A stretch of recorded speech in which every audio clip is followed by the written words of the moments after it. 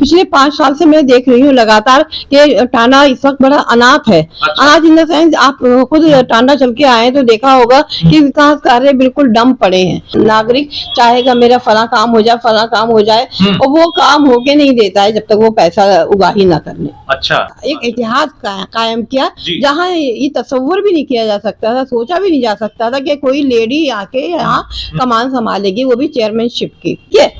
Photo खिंचवा के सहयोग करना तो मैं नहीं समझती, खाली फोटो खिंचवा दिए और कह दिए मैंने ये कर दिया। उन्होंने अभी हाल में ही भ्रमित किया है। यहाँ लेडीज बेचारी ये सहारा देखती थी कि मेरे घर का कोई बड़ा भाई हो, मेरा शौहर हो जो मुझे अस्पताल ले जाए या कुछ। मैंने 4 दशकों से जो हमारे चेयरमैन थे जनाब हयात मोहम्मद साहब, उनको उनसे फाइट किया, यानी कि उनकी पूरी रिजीम एक 40 साल पुरानी।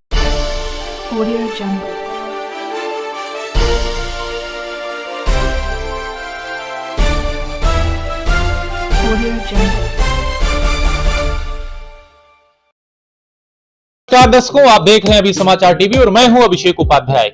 इस समय लगातार हम आपको जो नगर पालिका परिषद का चुनाव होना है उसको हर एक वार्डों में जाकर के, अंबेडकर नगर जनपद के हर एक शहर में जाकर के वहां कैसी तैयारियां हैं और विकास के नाम पर क्या क्या हो पाया है आप सभी को बाकायदा दिखा रहे हैं। आज इसी कड़ी में हम अंबेडकर नगर जनपद नगर पालिका परिषद टांडा पहुंच चुके हैं, जो यहाँ की चर्चित चेहरा रहे हैं। यहाँ की भूतपूर्व चेयरमैन रह चुकी हैं श्रीमती अजरा सुल्ताना जी, जिनसे हमारी आज खास बातचीत होना है।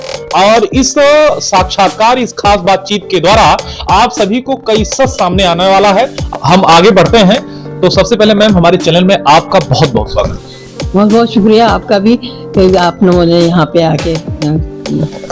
मैम अगर बात करें विकास कार्यों का तो आप, क्योंकि इस नगर पालिका परिषद टांडा की पहले चेयरमैन रह चुकी हैं, इस नगर में नगर पालिका अध्यक्ष का मतलब क्या होता है ज्यादा मुझे लगता है उसके प्रति भी उतना जागरूक नहीं थे उस समय। लगभग आप चेयरमैन रही लगभग 15-20 वर्षों पहले।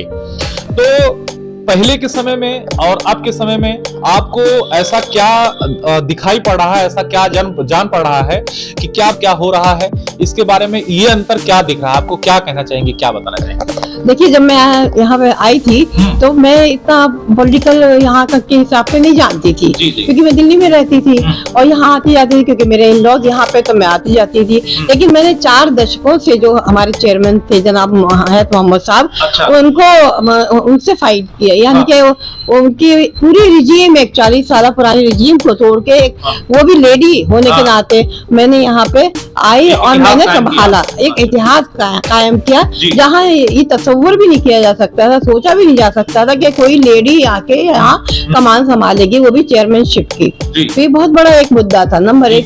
फिर उसके बाद जब मैंने विकास कार्य किए, ये बिल्कुल टापू की तरह ही कहा जाता था, क्योंकि ये हमारे उससे अम्बेडकर अकबरपुर कहलाता था, तो उससे काफी दूर था, रेलवे लाइन भी नहीं थी, कुछ नहीं था, आवागमन के रास्ते नहीं थे, तो बहुत ही मुश्किल होता था। यहाँ लेडीज बेचारी ये सहारा देखती थी कि मेरे घर का कोई बड़ा भाई हो, मेरा शौहर हो जो मुझे अस्पताल ले जाए या कुछ। लेकिन मैं देख रही हूँ कि काफी बदलाव आया मेरे बाद, क्योंकि मैं आके वो स्वयं या मैं अपने हस्बैंड के साथ जाके सारे काम खुद भी किया करती थी। नगर पालिका अध्यक्ष हैं वो मैम एक्सपायर कर गई हैं, स्वर्गवास हो गया उनका।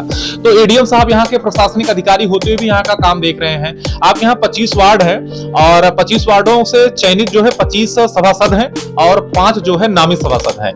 तो सभासद के द्वारा और क्या नाम है नगर अध्यक्ष के ना रहने से यहाँ क्या विकास कार्य हो गया, चूंकि आप इसी शहर से हैं, इस टांडा आप नगर से हैं और आप इसके बारे में भली भांति जानती हैं, तो क्या कहना चाहेंगी यहाँ के बारे में? पिछले 5 साल से मैं देख रही हूँ लगातार कि टांडा इस वक्त बड़ा अनाथ है। अनाथ इन द सेंस आप खुद टांडा चल के आए तो देखा होगा कि विकास कार्य बिल्कुल डम पड़े हैं। लेकिन जब चेयरमैन होता है तो लगता है कि हाँ प्रशासक है वो चला रहा है। अब ब्यूरोक्रेट्स को तो काम ज्यादा होता है, वो अपना काम देखेंगे और फिर एडिशनल नगर पालिका के देखेंगे, तो देखिए मुमकिन नहीं है, दिस इज वेरी इम्पॉसिबल। तो इसके लिए जब बनी है लोकल बॉडीज बनी है तो उनके अलग ही अपने स्वायत्त अधिकार हैं, कर्तव्य हैं। तो वो माफ कीजिएगा, मैं आपको एक बात बताऊंगी, अभी जो नगर के जितने भी मेंबर हैं, नाम नहीं लूंगी, कोई काम नहीं करते हैं। और इस वक्त जो पैसे का इतना वो हो रहा है, कोई बेचारा नागरिक चाहेगा मेरा फला काम हो जाए, फला काम हो जाए, और वो काम होके नहीं देता है जब तक वो पैसा उगाही ना करने। अच्छा जी, तो माने यहाँ की आवाम त्रस्त है, परेशान है। अच्छा, इसके बारे में अगर बात करें तो क्या नाम है, अकबरपुर से दूरी पे पड़ता है टांडा। तो यहाँ के जो बुनकर हैं और जो टांडा टेरिकाट, चूंकि पूरे क्या नाम है इंडियाज में वो जाना जाता है और एक नामचीन शहर है, यहाँ भले ही क्या नाम है छोटा शहर रहा।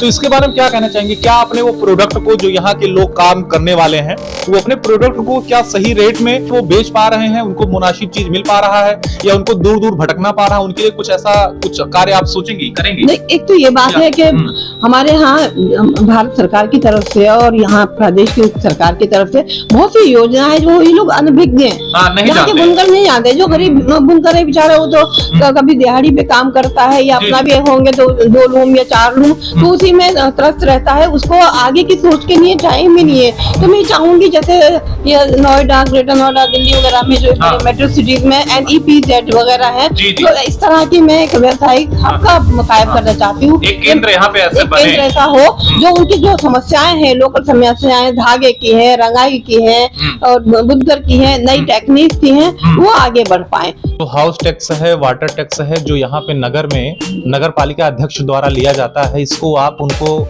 मुफ्त करेंगी? नहीं, देखिए निःशुल्क नहीं हो सकता। जब नॉर्म्स हो जाते हैं, अगर हमारी समाजवादी सरकार आएगी तो वो उनको खत्म भी किया जा सकता है। लेकिन अभी मैं ये वाली बात नहीं कहूंगी क्योंकि बड़ी इररेलेवेंट है। मैं खामखा ऐसा ख्वाब दिखा दूं जो कि और लोगों ने मेरे से पहले दिखाया कि हम खत्म करवा देंगे, ये कर देंगे। जब इनका टाइम आया उन्होंने इम्पोज करवा दिए, इन्होंने टैक्सेस लगवा दिए और उसके बाद जब टैक्सेस वसूली के लिए नगर पालिका आ रही थी तो उन्होंने मना कर दिया, मत दीजिए। तो इससे और भी कर्जदार हो गए। बात करें मैम तो इस पे एक चर्चा मैंने किया गया, जो भूतपूर्व चेन रहे माननीय हाजी फखार जी, तो वो ये कहीं कहीं से बुनकर सभा के अध्यक्ष भी रहे हैं, बुनकरों के अध्यक्ष भी रहे हैं। तो उन्होंने बताया कि मैं उनके लिए हमेशा सहयोग करता हूँ, खड़े रहता हूँ। इसमें ये बात देखिए, फोटो खिंचवा के सहयोग करना तो मैं नहीं समझती। खाली फोटो खिंचवा दिए, कह दिए मैंने ये कर दिया। उन्होंने अभी हाल में भ्रमित किया है कि इस तरह के कानून आ रहे हैं, जो कि मजलिस साहब वगैरह सब लोगों को बोलना पड़ा, ये इस तरह का कुछ कानून नहीं आया है। वो भ्रमित करते हैं हमेशा, और भ्रमित इस तरह करते हैं टैक्स जो है मत दीजिए आप, वो माफ हो जाएंगे या ये कम हो जाएंगे। ऐसे कम नहीं होते जब तक आप कोशिश नहीं करेंगे। आप घर बैठे उनको कर रहे हैं और खाली झूठी खबरें देके आप सिर्फ प्रचारक बनना चाह रहे हैं। आप फोटो खिंचवा के बड़ा और हासिल करना चाह रहे हैं, ये मैं नहीं चाहती।